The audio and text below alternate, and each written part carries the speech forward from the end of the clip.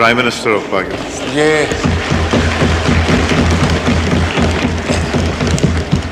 शुक्रिया जनाब स्पीकर, आप फिक्र ना करें, कोई ऐसी बात नहीं है। ये लफ्ज़ ऑब्जेक्शन का जो आहिस्ता से जाएगा। पौने 4 साल हम रहे हैं तो ज़ुबान पे चढ़ जाता है, तो वो इतनी जल्दी नहीं जाएगा। बहुत शुक्रिया जनाब स्पीकर। मैं सिर्फ आपकी खिदमत में 2 बातें अर्ज़ करना चाहता हूँ। इस वक्त पूरे मुल्क में लोड शेडिंग जारी है। मैंने पिछले 3 दिन में अपने साथियों के साथ ministry of petroleum, power, finance के साथ 1 से ज़्यादा मीटिंग्स हमने की हैं।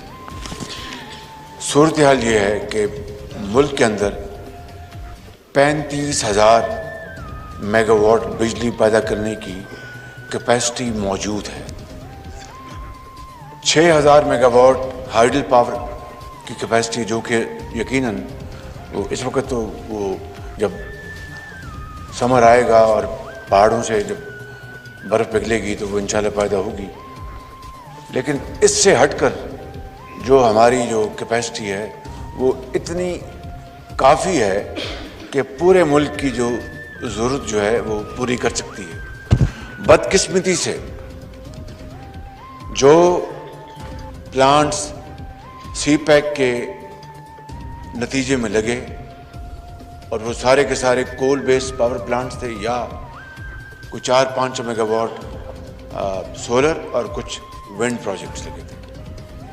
और फिर उसके अलावा नए प्लांट्स जो बड़े जदीद और सस्ते, जो मैंने हमेशा 4 साल यहाँ पर कहता रहा, मियां नवाज शरीफ की लीडरशिप में 5,000 मेगावाट LNG की बुनियाद पर लगाए गए इस मुल्क के अंदर।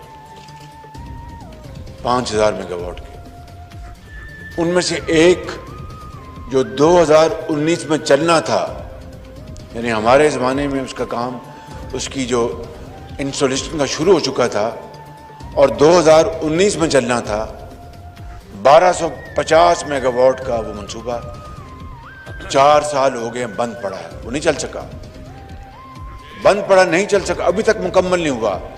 उसकी कमिश्नरिंग नहीं हुई, उसकी जो फाइनेंशियल क्लोज था वो भी नहीं हो सका। यानी अंदाज़ा करें, और अरबों रुपए का यह मंसूबा, यानी 100 अरब से ज़्यादा इसकी कीमत है, वो बंद पड़ा हुआ। ओवरहेड्स लग रहे हैं और चार्जेस लग रहे हैं, फिक्स चार्जेस। बिजली नहीं पैदा कर सका क्योंकि ये हुकूमत जो अब चली गई है अपना वोट ऑफ नो कॉन्फिडेंस की वजह से, वो ना उनकी कोई तवज्जो थी, ना उनके जो हवारी थे उनकी तवज्जो थी, और वो बंद पड़ा है। इसी तरीके से जो नए प्लांट्स लगे हैं वो गैस न होने की बुनियाद पर, और जो तेल से चलते हैं, तेल काफ़ी न होने की बुनियाद पर वो बंद पड़े हैं, हज़ारों मेगावाट। ये है वजह जनाब स्पीकर कि इस वक्त मुल्क में लोड शेडिंग है, वगरना इसकी कोई वजह, कोई बुनियाद नहीं थी। और सिर्फ ग्रॉस मिसमैनेजमेंट और इनकॉम्पिटेंस, जो कि हम पौने 4 साल ये बात पुकार कर कहते रहे कि यह हुकूमत जो है ये इससे ज़्यादा इनकॉम्पिटेंट और लेड बैक और एक नाअहल हुकूमत और करप्ट हुकूमत कभी नहीं आई। और ये मैं आपको बता रहा हूँ कि ये इसका बैकग्राउंड है, पस मंज़र है। इसके अलावा, और उसके लिए हम कोशिश कर रहे हैं, इनके पास गैस नहीं है, इनके पास काफ़ी गैस नहीं है, इसलिए बिजली के प्लांट बंद पड़े हैं। और तेल के भी मामलात जो हैं वो उसको हम देख रहे हैं, वो भी सीरियस मामलात। और हमें मुतल्लिका मिनिस्ट्रीज ने बताया बिला खौफ तरदीद, मैंने कहा जब $3 पे गैस अवेलेबल थी आपने क्यों नहीं ख़रीदी? कहीं हमारे सर पे कोई जो हमें कुछ सपोर्ट करने वाला था नहीं, हम डरते थे कि हमने मंगवा ली तो क्या होगा क्या नहीं होगा।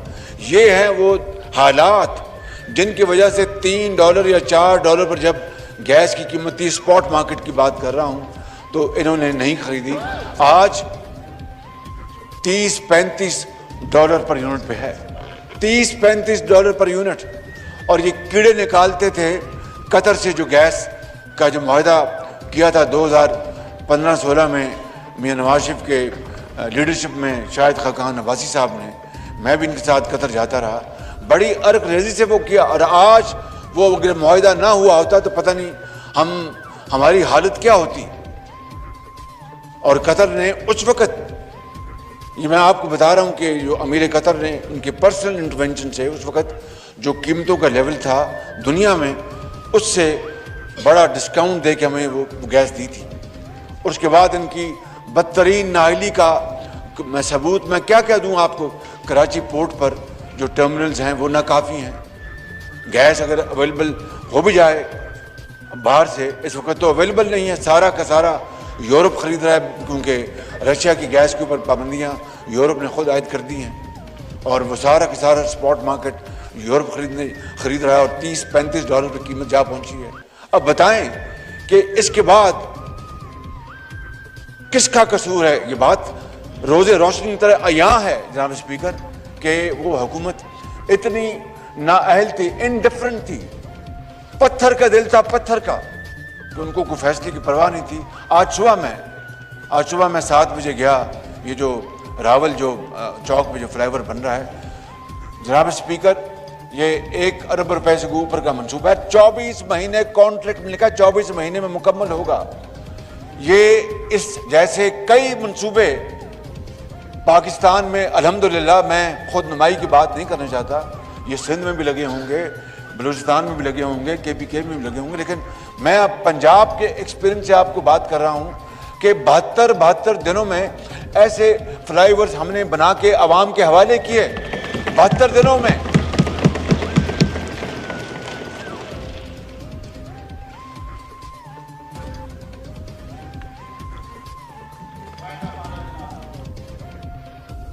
जी बात करने दीजिए।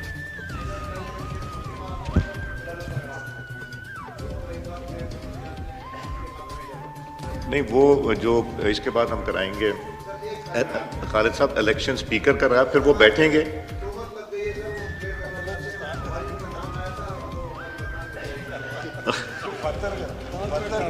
जी आपके नहीं कहा था मैंने, वो मुतल्लिका वजारतों के बारे में कहा था, वजारतों के बारे में, आपके बारे में नहीं कहा।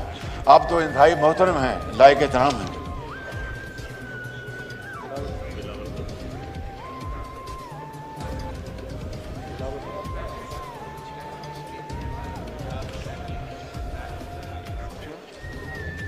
ये अभी खबर मिली है बड़े अफसोसनाक कि डिप्टी स्पीकर पंजाब असम्बली को हाउस में उनके ऊपर हमला हुआ है। अंदाज़ा कीजिए, ये है वो फस्ताई हुकूमत, ये वो फस्ताई हुकूमत है जो अपने असरात कितने दूर फैला चुकी है, ये जहर फैला चुकी है। मैं वापस आता हूँ कि आज सुबह मैं वहाँ पर गया तो 24 महीने में वो लिखा हुआ है वो कॉन्ट्रैक्ट में कि 24 महीने में मुकम्मल होगा वो मंसूबा।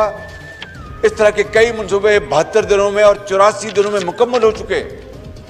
और दूसरी बात, उसका कॉन्ट्रैक्टर वो कैल्शियम नाम उसकी कंपनी का, वो ब्लैक लिस्टेड कंपनी थी जो ऑरेंज लाइन में उसको कॉन्ट्रैक्ट उसका पार्ट का ठेका मिला था ऑरेंज लाइन में। और जो पाइल्स थी, जितनी पाइल्स उसकी जो स्पेसिफिकेशन थी उससे वो इनहराफ कर रहा था, पैसे बचा रहा था और खा रहा था पैसे। जब पता लगा, उसकी इंक्वायरी हुई तो खुदा ना खास्ता अगर वो पाइल्स कमज़ोर बन जाते तो बहुत बड़ा अल्लाह ना करे हादसा हो सकता था ऑरेंज ट्रेन का और मुसाफिर हलाक हो सकते थे।